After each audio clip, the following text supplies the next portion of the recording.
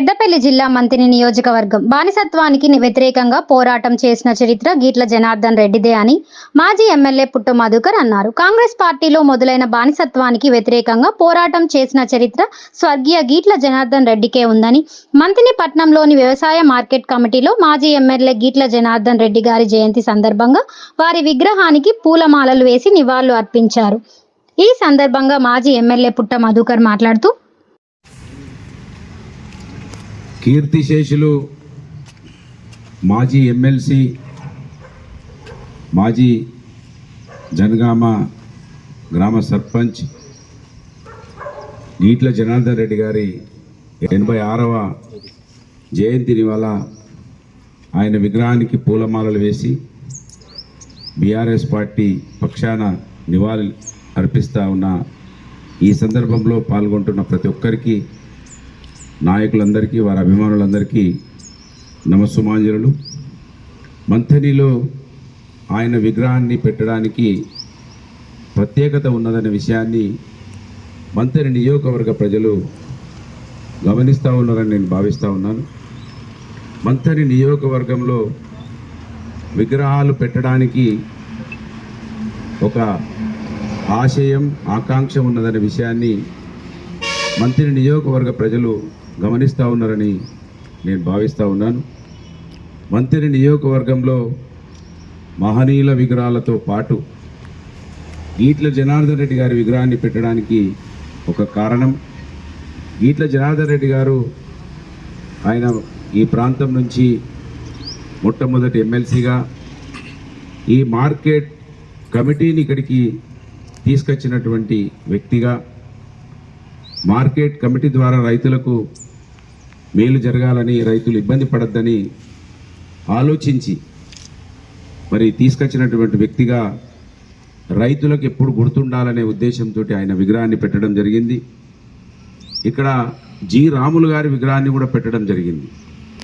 ఆయన బాబాసాహెబ్ అంబేద్కర్ రాసినటువంటి రాజ్యాంగానికి అనుగుణంగా మొట్టమొదటి మన స్వాతంత్రం అనంతరం ఎన్నికలు జరిగినప్పుడు 2 ఎమ్మెల్యేలు ఉంటుండే. ప్రజలు ఎస్సీ ఎస్టీలు ఒక ఎస్సీకి ఓటు వేస్తూ జనరల్ వాళ్ళకు కూడా ఒక ఓటు వేసే అటువంటి విధానం, రిజర్వేషన్ జనరల్ 2 ఉండేటివి. జి రాములు గారు ఆయన మనకు ఈ ప్రాంతం నుంచి హుజురాబాద్ నియోజకవర్గ ఎమ్మెల్యేగా రిజర్వ్డ్ కాన్స్టిట్యున్సీ నుంచి ఎమ్మెల్యేగా వ్యవహరించినారు. ఈ విషయం ఇవాళ యువకులకు తెలియదు, చాలామందికి తెలియదు. కనుక జీరాములు గారు మన గంగపూరి వాస్తవ్యులు, వారి విగ్రహాన్ని పెట్టడానికి కారణం ఉన్నది.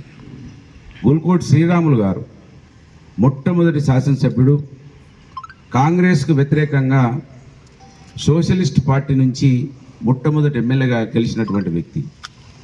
ఎప్పుడైతే కాంగ్రెస్ పార్టీ నియోజకవర్గంలో ప్రారంభమైందో అప్పటి నుంచి బానిసత్వం మొదలైంది. ఆ బానిసత్వానికి విముక్తిగా పోరాటం చేసినటువంటి మహనీయునిగా కూడా గీట్ల జనార్దన్ రెడ్డి గారి చరిత్ర ఉన్నది. కనుక ఇక్కడ విగ్రహాలు నెలకొల్పడానికి బాబాసాహెబ్ అంబేద్కర్ గారి విగ్రహం కావచ్చు, కాంగ్రెస్ పార్టీ నాయకుడైనా కూడా బాబు జగ్జీవన్రామ్ విగ్రహం కావచ్చు, అనేక మంది మహనీయుల విగ్రహాలు కావచ్చు, పివి నరసింహరావు గారి విగ్రహానికి కూడా ఒక చరిత్ర ఉంది. ఆయన 4 పర్యాయాలు ఇక్కడి నుంచి ఎమ్మెల్యేగా, ముఖ్యమంత్రిగా, దేశ ప్రధానిగా, ఆర్థిక సంస్కరణలు తీసుకొచ్చినటువంటి ఒక మేధావిగా ఉన్నటువంటి వ్యక్తి విగ్రహాన్ని కూడా పెట్టడానికి కారణం ఉంది.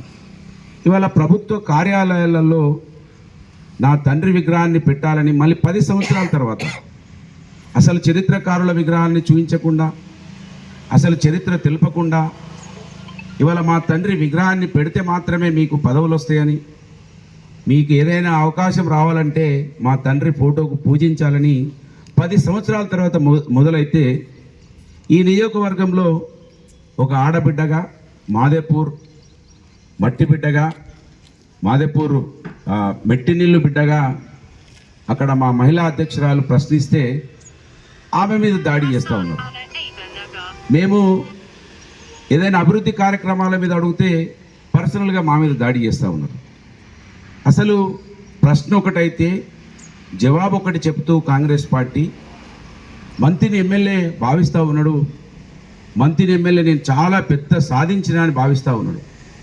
నేను మంత్రిని ఎమ్మెల్యేకు సూటిగా అడుగుతున్నా, మీ తండ్రి విగ్రహాన్ని పెట్టడానికి కారణం ఏంటో చెప్పాలి ప్రజలకు.